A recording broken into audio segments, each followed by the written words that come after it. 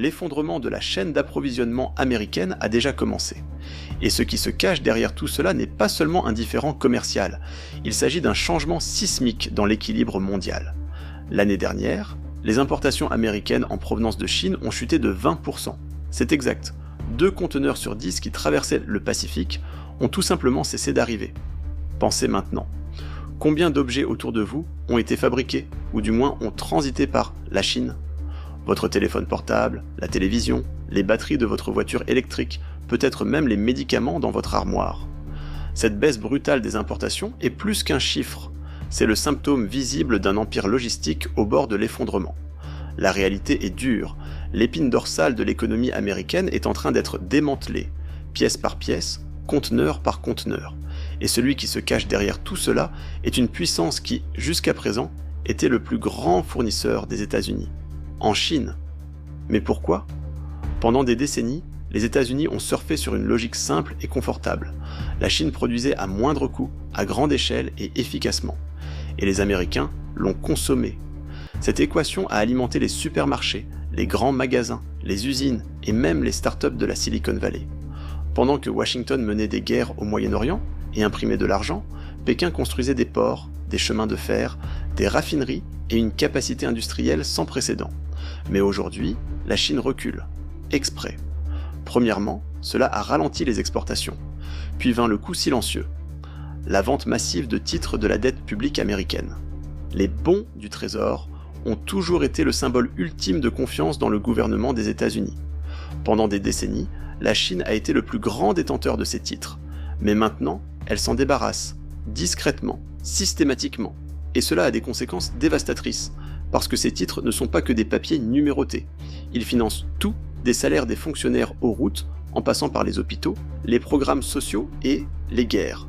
Si la Chine, qui a toujours acheté en volume, se retire du jeu, les États-Unis devront chercher de l'argent ailleurs, comme augmentation des taux d'intérêt, émettre davantage de dettes, réduire les dépenses. Résultat, inflation, chômage, instabilité. La réponse réside peut-être dans une stratégie à long terme. Pékin a compris que la dépendance à l'égard des États-Unis est une voie à double sens, et il a décidé de briser cette symétrie. En réduisant ses exportations et investissements stratégiques, la Chine oblige les États-Unis à faire face à une réalité inconfortable. Elle n'a pas de plan B. Il suffit de regarder les secteurs les plus vulnérables, technologie. Plus de 70% des appareils électroniques vendus aux États-Unis proviennent de Chine. Automobiles, batteries au lithium, semi-conducteurs, capteurs, tout dépend des fournisseurs chinois. Énergie renouvelable, 90% des terres rares, indispensables aux panneaux solaires et aux éoliennes, sont contrôlés par Pékin. Beaucoup pensaient que, si nécessaire, les États-Unis pourraient simplement produire chez eux. Mais cette illusion s'effondre face à une réalité brutale. Le coût de fabrication sur le sol américain est jusqu'à 4 fois plus élevé qu'en Chine. Réouvrir les usines, recycler les travailleurs, reconstruire les réseaux logistiques. Tout cela prendrait des années. Une étude récente du Peterson Institute estime que si cette perturbation des échanges se poursuit, chaque famille américaine pourrait dépenser jusqu'à 22 000 $ de plus par an pour vivre. Ce n'est pas seulement un ajustement, c'est une réinvention forcée du mode de vie américain. Et le plus effrayant, ça arrive sans que le citoyen ordinaire ne s'en aperçoive. Les propriétaires d'entreprises, les investisseurs et les consommateurs commencent à se rendre compte que l'époque de l'abondance prévisible et de la consommation illimitée est peut-être révolue. Le système construit par les États-Unis, basé sur l'externalisation, le juste à temps et la mondialisation, s'effondre. Pendant ce temps, d'autres puissances regardent. Brésil, Inde, Vietnam, Indonésie. Tout le monde se positionne pour combler le vide laissé par la Chine. Mais aucun d'entre eux, du moins pour l'instant, n'a la taille, la stabilité ou la capacité logistique nécessaire pour remplacer le géant asiatique. Les États-Unis se lancent dans une course contre la montre. Mais le temps est exactement ce qu'ils n'ont pas. Chaque jour sans réponse, chaque mois sans restructuration, chaque année sans indépendance productive approfondit la blessure. Ce à quoi nous assistons pourrait constituer le plus grand défi économique de l'histoire américaine moderne. Imaginez-vous vous réveiller demain et découvrir que votre voiture électrique n'est plus réparable, car une pièce essentielle, fabriquée à l'autre bout du monde, n'est plus disponible. Imaginez que votre facture d'électricité double parce que les éoliennes et les panneaux solaires ne peuvent pas être fabriqués en raison du manque d'un seul élément chimique. Imaginez que le prochain smartphone que vous attendiez n'arrive pas, Ou bien, il coûte la moitié du prix, mais avec la moitié des fonctions. La guerre froide commerciale entre les États-Unis et la Chine a désormais un nouveau champ de bataille, exportation stratégique. Mais voici le détail que personne ne dit. Ces exportations ne sont pas que des produits de base, ils sont le sang qui coule dans les veines de l'économie moderne. Et la Chine, en ce moment, resserre le garrot. Il n'y a pas de chars dans les rues, ni d'avions survolant les territoires ennemis. Mais il se passe quelque chose de beaucoup plus efficace et silencieux. Restrictions sélectives sur l'exportation de matériaux critiques. C'est comme si les États-Unis essayaient de courir un marathon avec les poumons de la Chine. Et Pékin commence à contrôler l'oxygène. Prenons un exemple simple. Vous avez probablement un ordinateur portable, un téléphone portable ou un jeu vidéo à la maison. Ils travaillent tous avec puces semi-conductrices, petits, invisibles, mais absolument essentiels.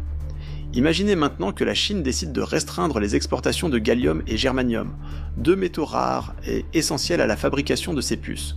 C'est exactement ce qu'elle a commencé à faire en 2023. Ces éléments ne sont disponibles nulle part.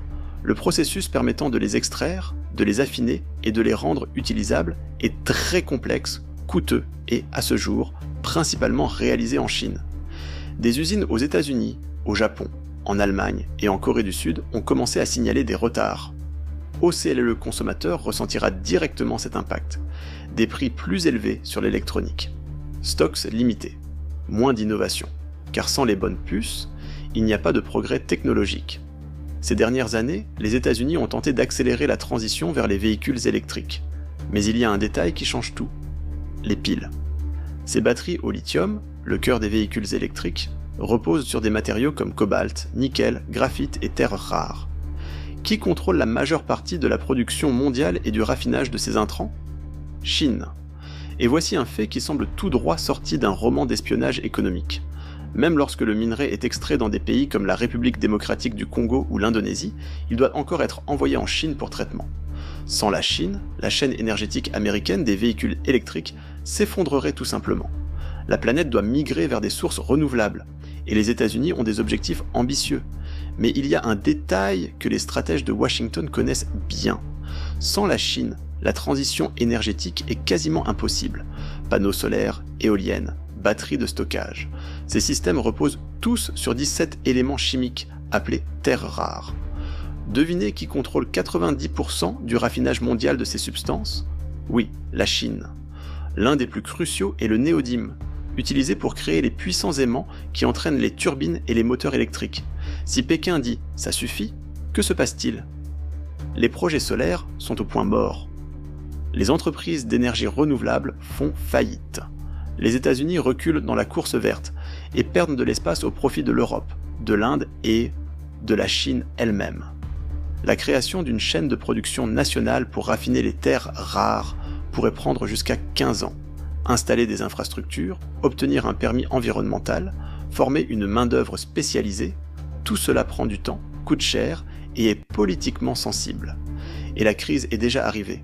La Maison-Blanche a annoncé des milliards d'incitations pour créer des chaînes alternatives dans les pays alliés. Mais même dans le meilleur des cas, cela n'apportera de véritables résultats qu'au cours de la prochaine décennie. Peut-être que vous ne le sentez toujours pas dans votre poche, mais l'alerte a déjà commencé. Apple a reporté le lancement de nouveaux modèles d'iPhone en raison de difficultés d'obtention de certains composants. Les constructeurs automobiles américains, comme Ford et GM, ont temporairement suspendu leur chaîne de production. Et plus de 80 entreprises ont signalé en 2024 des difficultés logistiques directement liées au confinement chinois. Et maintenant, imaginez l'impact de cela dans une petite ville de campagne des États-Unis, où la principale usine dépend de pièces chinoises. Cette usine ferme, la ville tombe malade, les emplois disparaissent, la crise devient personnelle. Vers la Chine, ne pas fermer complètement le robinet. Elle fait quelque chose de beaucoup plus intelligent et dangereux, restrictions sélectives. Il libère ce qui compte, retient ce qui est critique et maintient ainsi les États-Unis dans un état constant d'incertitude. C'est un jeu d'échecs. Et tandis que les États-Unis jouent avec la force brute, la Chine déplace les pièces avec une précision chirurgicale. Même sans s'en rendre compte, vous faites partie de ce conseil. La façon dont vous consommez, les marques auxquelles vous faites confiance, les produits que vous désirez, tout cela dépend de chaînes invisibles qui se brisent sous vos yeux. La vérité est dure, mais il faut le dire. Les États-Unis ne sont pas en train de perdre une guerre commerciale. Ils perdent la capacité de fonctionner comme ils l'ont toujours fait. Pendant des décennies, le dollar américain a été bien plus qu'une monnaie. C'était un symbole, un bouclier, un empire,